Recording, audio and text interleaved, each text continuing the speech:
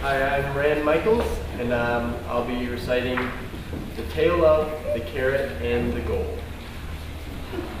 Its existence as a carrot on a stick urging me forward. I constantly think I'm clever enough. The stick can't be outsmarting me. Maybe it would be better to be content, to stick with the feed bag already strapped to my face. But the carrot looks so sweet and crunchy. Maybe if I go a little faster, just maybe. It beckons me by means of proximity, as I charge on reckless and insensitive, leaving a path eclectic and unfinished. Behind me things I've tossed aside on the way, dependencies and addictions painfully forgotten, for that's the goal. Of what you can be rid is the tale that will be told.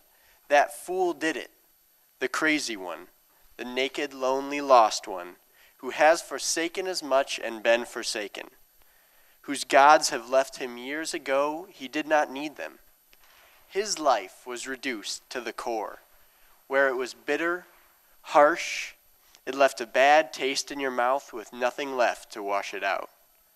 Nothing to cleanse your palate as your hues began to mix into a ruddy brown that colored all I touched.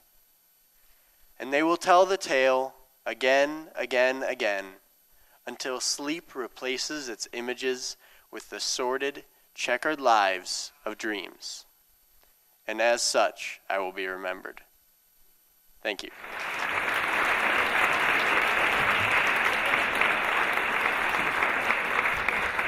Hi, I'm Katie Cooney, and I'll be reciting a poem I wrote called Something Like Kansas.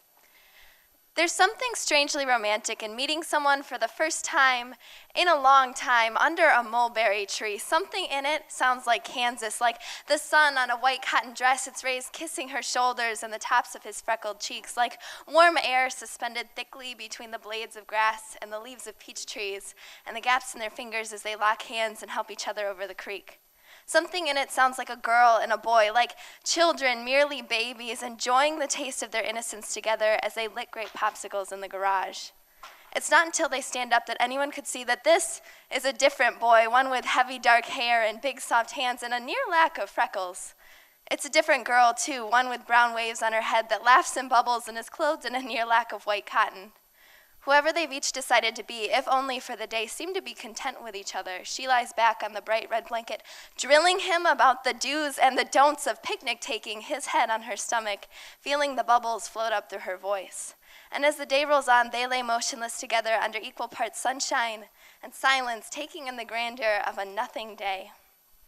She wonders if his heart skipped the same beat hers did when his hand went over hers at the top of the monkey cages at the carnival.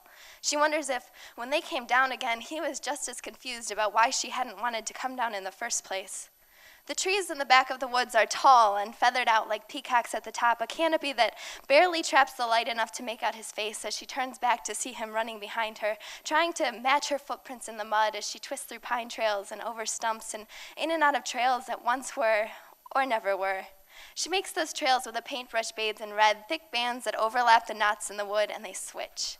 He paints in brilliant yellows and vibrant blues, blending them in slips of his fingertips and trusting them to a world of promised insecurities. When they will return to that tree, they will find themselves in the very tippiest, toppiest of the branches, close enough to touch without ever brushing. She's imagining him leaning closer to her and imagining her head finding his shoulder, but neither of them acknowledge anything. So they settle for a centimeter between pinky fingers.